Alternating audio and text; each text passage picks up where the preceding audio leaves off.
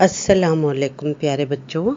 आज हम आपके लिए लाए हैं नबियों की कहानी सीरीज़ में हज़रत इब्राहीम अलैहिस्सलाम की कहानी। आज हम आपको हज़रत इब्राहीम अलैहिस्सलाम के बचपन की कहानी सुनाते हैं। हज़रत इब्राहीम अलैहिस्सलाम अल्लाह के बहुत प्यारे नबी थे और उनको अबुल अंबिया भी कहा जाता है, यानी कि नबियों का बाप। वो बादशाह के दरबार में हज़रत इब्राहीम अलैहिस्सलाम का बाप बहुत बड़ा वज़ीर था और जैसा कि आपको मालूम है, हज़रत इब्राहीम अलैहिस्सलाम की पूरी कौम ही बुतों की पूजा करती थी। हज़रत इब्राहीम का बाप खुद भी बुत बनाया करता था, उसका नाम आज़र था और हर तरफ बुतों की पूजा होती थी। लोग उसी से दुआएं मांगते थे। हज़रत इब्राहीम अलैहिस्सलाम को ये सब कुछ ज़रा भी अच्छा नहीं लगता था।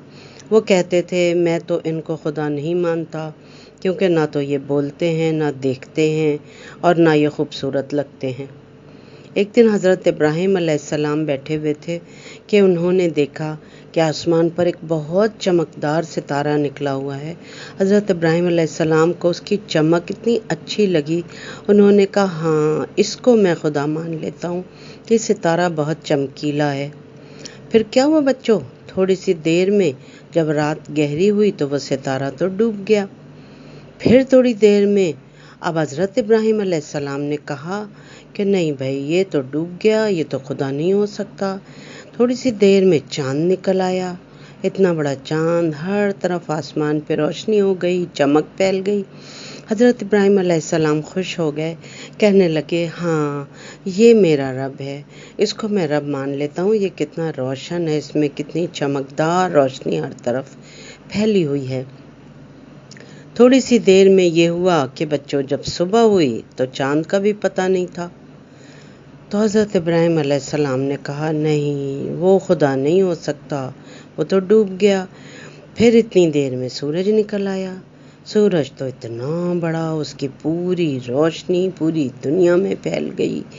हर तरफ धूम और सूरज की तरफ आंख उठा के भी ना देखा जा पाए, इतनी तेज़ रोशनी और शुआएं उसकी।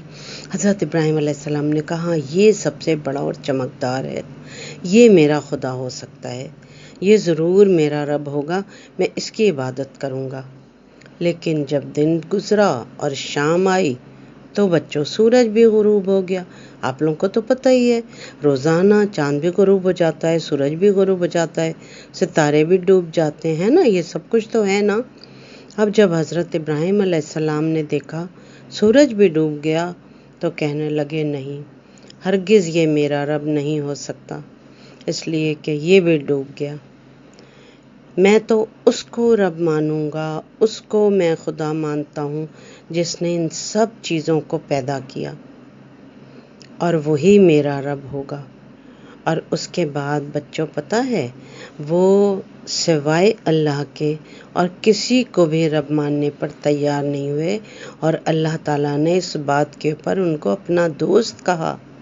हज़रत इब्राहीम अलैहिस्सलाम को अल्लाह ने खलीलुल्लाह का लक़ब दिया था और वो अल्लाह के बहुत प्यारे नबी थे।